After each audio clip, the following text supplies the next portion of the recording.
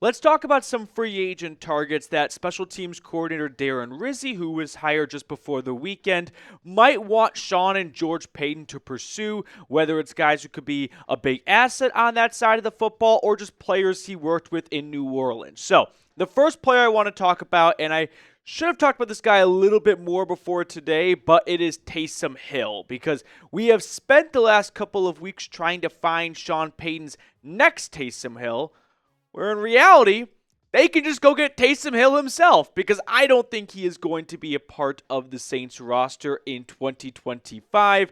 Ian Rappaport was recently on one of the NFL Network shows, and he said, quote, "Hard to imagine that Taysom Hill returns to New Orleans in 2025. So if we're all looking for the next Taysom Hill, why not just go get the original? Now, it's not the same guy that was so dynamic. Like that 2021 season, he was a passer, he was a rusher, he was a receiver.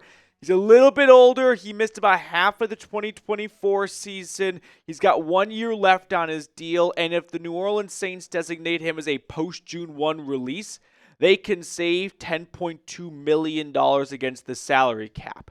Overlapped with Sean Payton for quite a while. Payton gave him a nice contract extension to show how valuable he was to the team in general. So the question we really should be asking ourselves is, does Sean Payton think he is washed? I don't believe Sean Payton thinks Payton is washed to the point where he's not worthy of a 90-man roster spot. That's really the only thing that Payton has to ask himself right now is maybe he does not make the 53-man roster in September. But is he so bad that we can't even bring him in for OTAs and minicamp and things like that and into training camp? My prediction is Payton's going to reach the conclusion of, no, I don't think he's washed to the point of not even worth bringing him in over the spring and over the summer. Maybe they bring him in, they see how it goes, and ultimately he gets cut down on roster day or some point leading up to it. But I've got an inkling that, yes, Taysom Hill will be a part of the Broncos offseason, just given the connection he has to Payton and, of course, Darren Rizzi. Now, Hill is not a major special teams.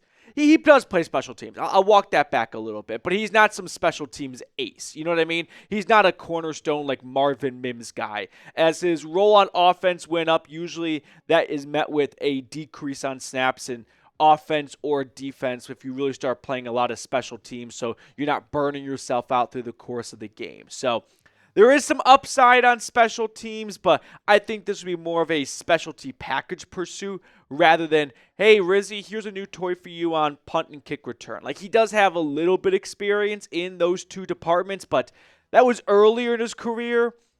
You don't often find yourself asking 35-year-olds to do that type of job. Those are really, like, pure athleticism standpoints, right? If you think about just punt coverage, if you're a gunner, it's like, this is the time where I need the 40-yard dash out of you. In fact, that's like the whole purpose of the 40-yard dash. The 40-yard dash, if you don't know, was created because they wanted to see how long it would take players to run down and cover a punt, because back when they created it, the average distance was 40 yards. So you're not getting a good 40 time out of Taysom Hill at this point in his career, but maybe you can find some like trick plays for him on special teams, which Payton loves to do that, right? Second half of the Super Bowl, he did it against the Bills. He's been known to have a trick up his sleeve, and maybe Hill could feature or play a role in that. So let me ask you right now, you guys be the host here for a second. Do you want to sign Taysom Hill? Scroll on down to the comment section. Let me know if this is a player you want Denver to pursue. Moving on to some more cut candidates from New Orleans that Rizzi and Payton could have an eye on. Let's discuss Tyrann Mathieu, the Honey Badger, who is probably not coming back to New Orleans. I don't want to say it first. Like, I'm positive Taysom Hill will not be returning. Mathieu, I could see going either way. He still plays at a very high level. Yes, he is approaching his mid-30s now, but for a guy who's 32, 33 years old, look at that.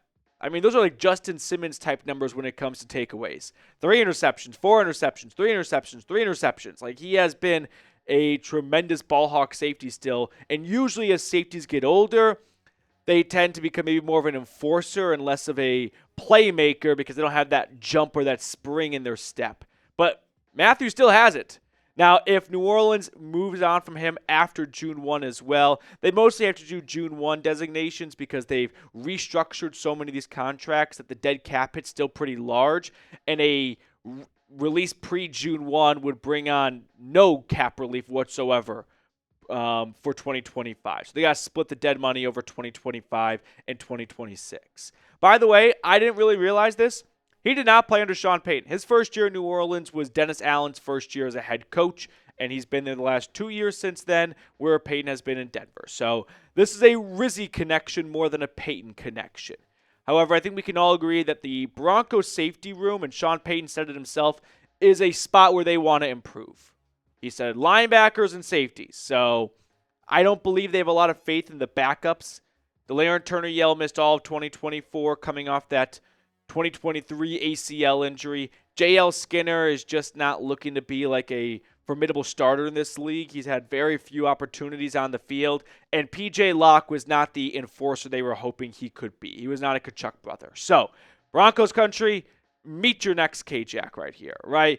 And not in the sense of an enforcer, but why not bring a cheap veteran safety over that can do the job and not cost us a lot of money? It may not be a top 5, top 10 safety in football, though he still kind of looks like it. But we're going to pay him like the 20th safety in football, and we're going to get the production of the 11th best safety in football. Like that might be the avenue where the Broncos pursue, knowing the safety position is not at most teams' hierarchy at the very top when it comes to value and importance. So, like Denver did with Kareem Jackson so many times, just re-sign him to a 1-year deal. And you're going to get B safety play out of him, and you're going to pay him C money. That's not a bad thing to do. Third and final cut candidate from the Big Easy. How about Jamaal Williams? He is going to be some all-time trivia in like 5 or 6 years when it's who led the NFL in rushing touchdowns in 2022. And everyone's going to guess like Derrick Henry and those, Saquon Barkley and those types of guys. Oh, no. It was Williams with the Lions, 17 touchdowns, 1,000 yards. He hopped around the NFC North for a little bit, and then he goes down to New Orleans, where he had an okay role, and that's being generous in 2023. By 2024, he was completely phased out. When Kendre Miller, the second-year man, was healthy, he was more of the backup for Alvin Kamara.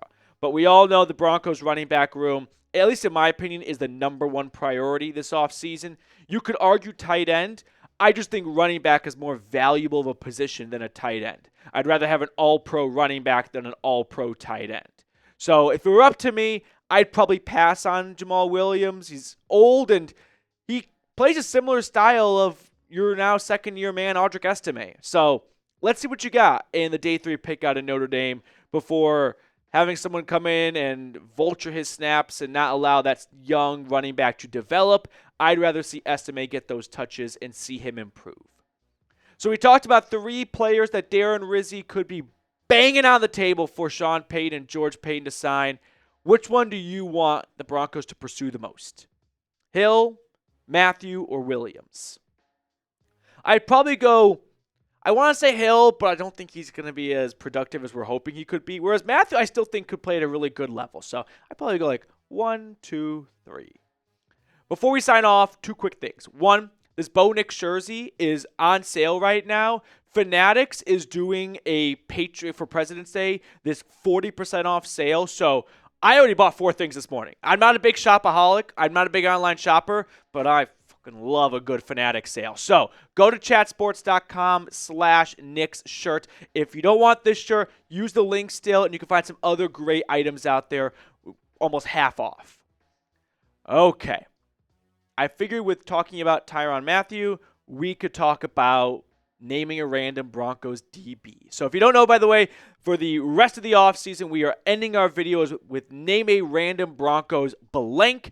I think it's just a fun way to keep things a little bit lighthearted and entertaining during the offseason. So I'm going to count down from 5. I've got my name, and I want to see if we say the same name. Oh, I got a good one. I had a good one, but I just got a better one. Here we go. Ready? 5, 4, 3, 2, 1. Bryce Callahan. Did not go mainstream. Did not go like Aqib Talib. No Chris Harris Jr. I wanted to go with a little bit more under the radar. And if you were thinking nickel and thinking I wouldn't think nickel, you were wrong. It's unfortunate that Callahan missed so much time because he truly was one of the best nickel corners in football. Just the lack of availability killed his career in a lot of ways, which is a bummer. But still, that's my random Broncos DB for today.